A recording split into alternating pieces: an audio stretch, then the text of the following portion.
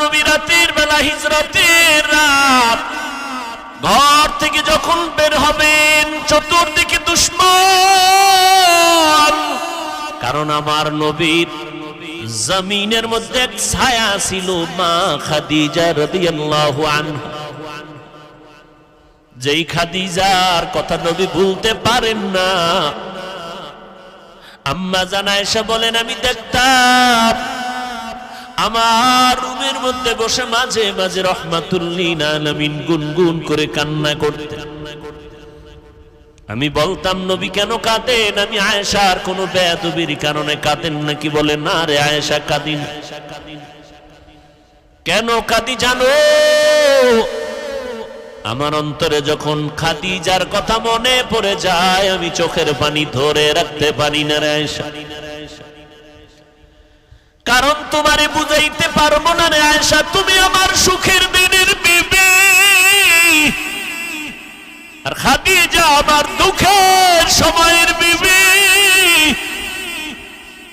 যেই সময় মক্কা নগরীতে আমার ঘর নাই, বাড়ি নাই, আমার মা নাই, আমার বাবা নাই, আমি বাবা বলে ডাকতে পারি না, আমি অসহায়, আমার ঘর নাই, বাড়ি নাই, টাকা নাই, পয়সা নাই, আমি মুহাম্মদ বড় গরিব, আমি বড় ইতিম।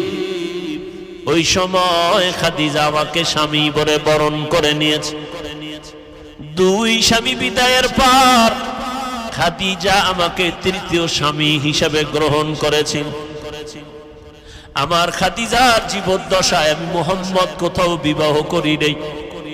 খাদিজা 40 বছরের নারী, আমি 25 বছরের মুহাম্মদ বিয়ে করেছিলাম। আমার যত সন্তান মারিয়া নামের স্ত্রী থেকে, মারিয়া কিবতিয়া নামের স্ত্রী থেকে মাত্র একটা সন্তান আসছে, ছেলে, আর বাকি 4টা মেয়ে, 3টা ছেলে সন্তান খাদিজার গর্ভ থেকে আসছে। আমার কলিজার কন্যা ফাতেমা খাদিজার 4 নম্বরের সন্তান, ছোট কন্যা আমার। আমি দিনের দাওয়াত দিয়া মানুষের বাড়ি বাড়ি দৌড়াইতাম, আবার রাতের বেলা ঘরের দরওয়াজায় গিয়ে সালাম দিতাম, সাথে সাথে দরজা খুলতো। জিজ্ঞাসা করতাম, খাদিজা আপনি কি রাতের গভীরে ঘুমান না? বলে, কসম আল্লাহর ঘুমাই না। খাদিজা বলতেন, ও নবী আপনি, আমি জানি আপনার মা নাই, আপনার বাবা নাই, আমি 2টা স্বামী বিদায় করার পরে আপনাকে গ্রহণ করে নিয়েছি। আজ যদি আপনার মা বেঁচে থাকতেন আপনাকে বাইরে রেখে ঘুমাইতে পারতেন না। কারণ সন্তান কখনো মাকে বাহিরে ঘোরাফেরার মধ্যে রেখে মা ঘুমাতে পারে না। ও সন্তানেরা, তুমি জানো না যে তোমার মা তোমার অপেক্ষায় বসে আছে? টাইমের একটু বেশি হয়ে গেলে মায়ের কলিজা আঘাত করে, কই গেল আমার সন্তান? টেলিফোন নিয়ে ব্যস্ত। এরে বাবা কই গেছো? আয়, আমি মা তোর অপেক্ষায় আছি, খানাও খাই নাই, ঘুমাই নাই। ওই খাদিজা আমাকে সান্ত্বনা দেয়, ও নবী আপনি যতক্ষণ ঘরে আসেন না আমি খাদিজার দরওয়াজার কিনারায় দাঁড়ায় অপেক্ষা করি। নবী আসবেন, আমি দরজা খুলবো, দেরি হলে নবী কষ্ট পাবেন। আমি ঘুমাই না রে নবী, আপনার অপেক্ষায় রাত্র কাটাই, স্বামীর অপেক্ষা করি আমি। নবী আমার কখন ঘরে আসবেন? আয়েশা তুমি জানো না মক্কার অদূরে হেরা পাহাড়ের চূড়া বড় অনেক উঁচা, অনেক উঁচা। ওই হেরা পাহাড়ে আমি মুহাম্মদ, কোনো সিঁড়ি নাই, দোকান নাই, একা একা যাইতাম, দুশ্মন জঙ্গল, পাথরওয়ালা পথ। আমি মুহাম্মদ ওই পাহাড়ের চূড়ায় উঠে নিচে একটা গর্তের মধ্যে ইবাদতে রাত কাটাইতাম, দিন কাটাইতাম, সপ্তাহে সপ্তাহ। ওই সময় মাঝে মাঝে দেখতাম আমার বিবি খাদিজা বলতেছেন, লাকাদ কানা লাকুম ফি রাসূলিল্লাহি উসওয়াতুন হাসানাহ। ও দুনিয়ার মুমিনের দল, তোমাদের জন্য মুহাম্মদের মধ্যে রয়েছে উত্তম আদর্শ।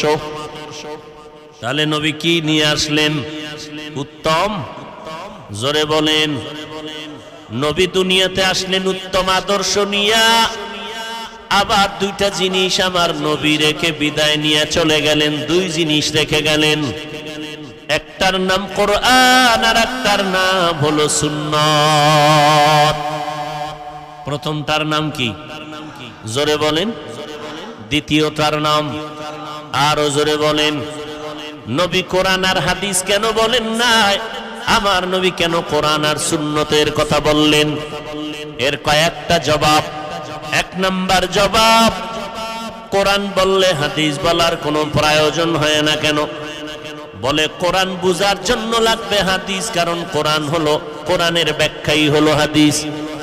দুই নাম্বার জবাব, লক্ষ লক্ষ নবীর হাদিস দুনিয়ার মানুষ কোনদিন একত্রে এক টেবিলে জমাও করতে পারবে না, আমলও করতে পারবে না।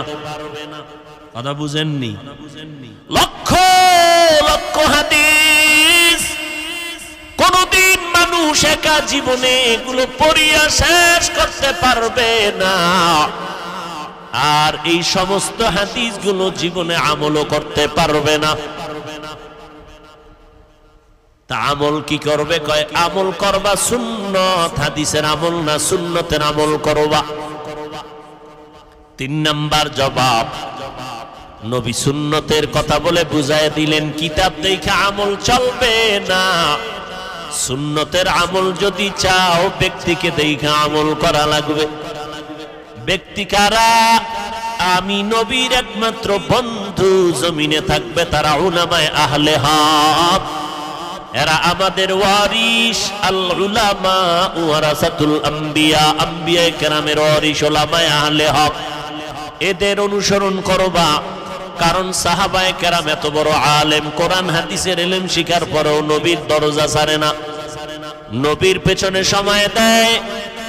খানার টাইমের খবর নাই, ঘুমের খবর নাই, নবীর পেছনে সময় কাটায়। কখন রাত হয়ে গেল খবর নাই, দিন হয়ে গেল খবর নাই। নবী কেমনে পানি পান করেন সাহাবায়ে কেরাম দেখেন আর শিখেন। নবী কেমনে জুতা পরেন সাহাবায়ে কেরাম দেখেন।